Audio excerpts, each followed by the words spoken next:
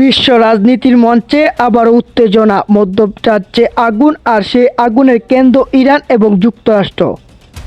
একজন প্রেসিডেন্ট যিনি নিজেকে শান্তির নেতা বলে দাবি করেছিলেন, আজ তিনি দাঁড়িয়ে আছেন এক ভিন্ন বাস্তবতার সামনে। এটা কি কূটনৈতিক ব্যর্থতা নাকি এক সুপরিকল্পিত সংঘর্ষ?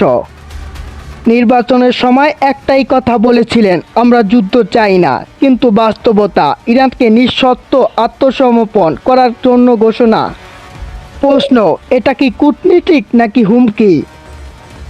আজকের ভিডিওতে ইরান ও যুক্তরাষ্ট্রের যুদ্ধ নিয়ে আলোচনা করা হয়েছে। চ্যানেলে নতুন হলে চ্যানেলটিকে সাবস্ক্রাইব করুন। বাস্তব নীতি, চাপ, নিষেধাজ্ঞা, হুমকি। ইরান কোনো ছোট শক্তি নয়, এটি একটি প্রাচীন সভ্যতা, একটি আঞ্চলিক সুপার পাওয়ার।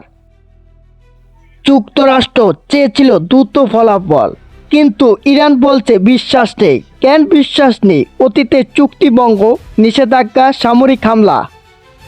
21 ঘন্টার আলোচনা, এটা কি সত্যিকারের কূটনীতি নাকি একটি ডিল চাপিয়ে দেওয়ার চেষ্টা? ভিয়েতনামের শান্তি চুক্তি 4 বছর 8 মাস, বর্তমানে আলোচনা একদিনের কম।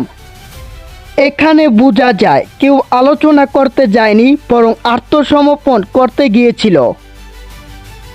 শান্তির আলোচনার মাঝেই হামলা, হাসপাতাল, স্কুল, সাধারণ মানুষ। এই মুহূর্তে প্রশ্ন, কোন দেশ কাকে বিশ্বাস করবে?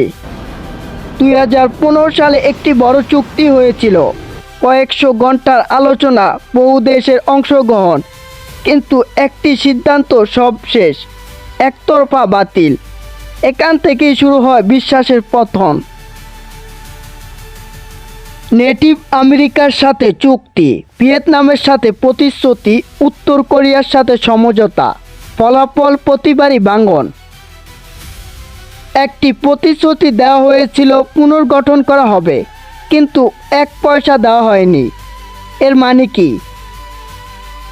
হরমুজ প্রণালী বিশ্বের অর্থনীতি শিরা, এখানে অবরোধ মানে বিশ্বব্যাপী অর্থনীতির সংকট, তেলের দাম আকাশচুম্বী। এটা শুধু আঞ্চলিক ইস্যু না, এটা গ্লোবাল সংকট। প্রশ্ন এখন খুবই স্পষ্ট, কি হবে সামনে? শান্তি নাকি আরেকটি যুদ্ধ? বিশ্ব কি আবার আগুনে পড়বে, নাকি কেউ শেষ পর্যন্ত থামাবে এই সংঘর্ষ? ইতিহাস আমাদের শিখিয়েছে যুদ্ধ শুরু করা সহজ, শেষ করা কঠিন। আজকের সিদ্ধান্ত ঠিক করবে আগামী প্রজন্ম কি দেখবে। ভিডিওটি ভালো লাগলে লাইক দিন, চ্যানেলে নতুন হলে সাবস্ক্রাইব করুন। দেখা হবে অন্য কোনো ভিডিওতে।